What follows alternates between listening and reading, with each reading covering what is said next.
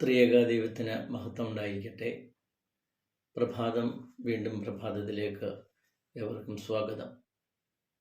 കഴിഞ്ഞ ദിവസം എൻ്റെ ഒരു ബന്ധു എന്നെ കാണുവാനായിട്ട് വന്നു. എൻ്റെ അപകട വിവരം അറിഞ്ഞു വന്നതാണ്. അവരുടെ കൂടെ അവരുടെ 12ാം ക്ലാസ്സിൽ പഠിക്കുന്ന മകനും ഉണ്ടായിരുന്നു. അവന് മധുവായിൽ ശുശ്രൂഷിക്കുന്ന ഒരു മകൻ കൂടിയാണ്, അൾത്താർ ബോയിയാണ്. ഓരോ സംസാരത്തിനിടയിൽ പള്ളിയിലെ കാര്യമൊക്കെ സംസാരിച്ചപ്പോൾ അവന് ഇങ്ങനെ പറഞ്ഞു, പുതിയ വികാരിയച്ഛൻ ഭയങ്കര സ്ട്രിക്റ്റാണ്, വഴക്ക് പറയും, ഭയങ്കര ദേഷ്യമാണെന്നൊക്കെ. അപ്പോൾ ഞാൻ ചോദിച്ചു, ചുമ്മാ അതങ്ങ് ദേഷ്യപ്പെടുകയോ വഴക്ക് പറയുകയോ ചെയ്യും?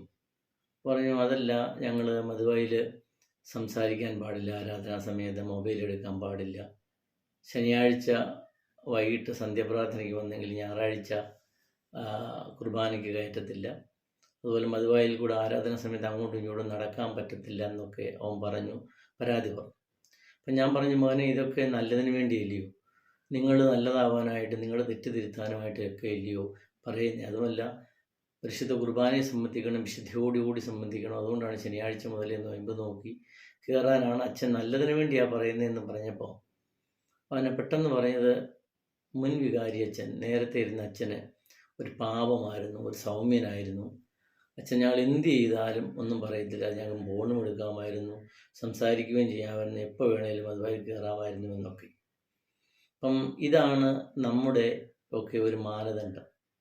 ഒരാളെ സൗമ്യനാണെന്നോ അല്ലെങ്കിൽ അത് ദേഷ്യക്കാരനാണെന്നോ പറയുവാനുള്ള, അളക്കുവാനുള്ളൊരു മാനദണ്ഡം അവരുടെ പ്രതികരണശേഷിയും അവരുടെ മൗനതയുമാണ്.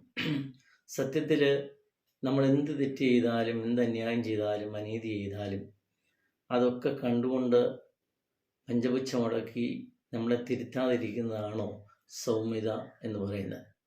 സൗമ്യത എന്ന് പറയുന്നത് ഈ ലോകത്തിൽ എന്ത് അനീതി കണ്ടാലും മിണ്ടാതിരിക്കുന്നതാണോ അനീതി എന്ന് പറയുന്നത്?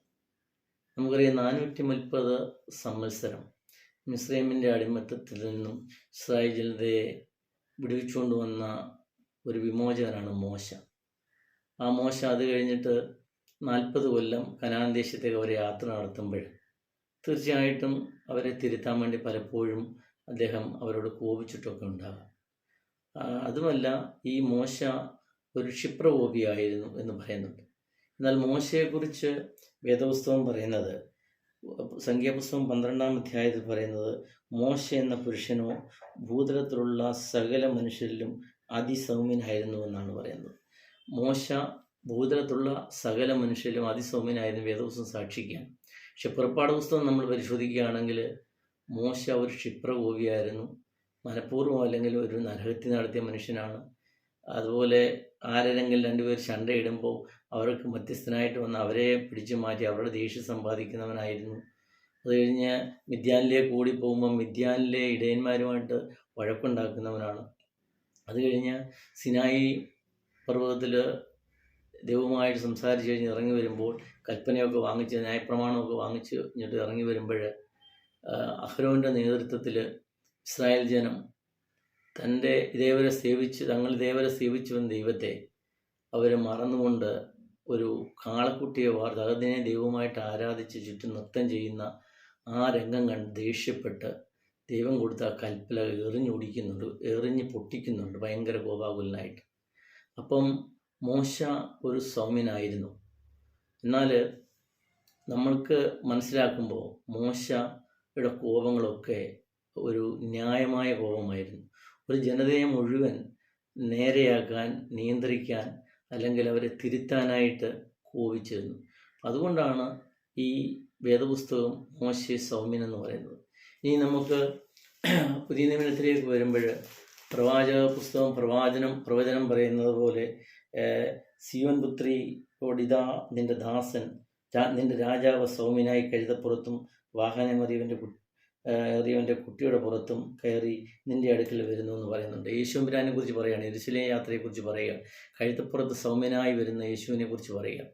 അല്പം കഴിഞ്ഞ് അന്ന് യെരുശലേം ദേവാലയത്തിൽ നിന്ന് സന്ധ്യയ്ക്ക് പള്ളിയിൽ യെരുശലേം ദേവാലയത്തിൽ ചാട്ടവാർ എടുക്കുന്ന യേശുവിനെ നാം കാണുന്നത്. സൗമ്യനായി വന്നെങ്കിൽ അവിടെ പള്ളിയെ വെച്ച് പൈസ സമ്പാദിക്കുന്ന ആൾക്കാരെയും പള്ളിയെ വെച്ച് കമ്മീഷൻ അടിക്കുന്ന ആൾക്കാരെയൊക്കെ അടിച്ചോടിക്കുന്ന ഒരു യേശുവിനെ നാം കാണുന്നത്. അപ്പം സൗമ്യത എന്ന് പറയുന്നത് മിണ്ടാതിരിക്കലാണ്. സത്യത്തിൽ സൗമ്യത എന്ന് പറയുന്നത് ഒരു ആത്മാവിൻ്റെ ഫലമാണ്. അത് അനീതിക്കും അന്യായത്തിനുമെതിരെ ശബ്ദിക്കുന്നതാണ്.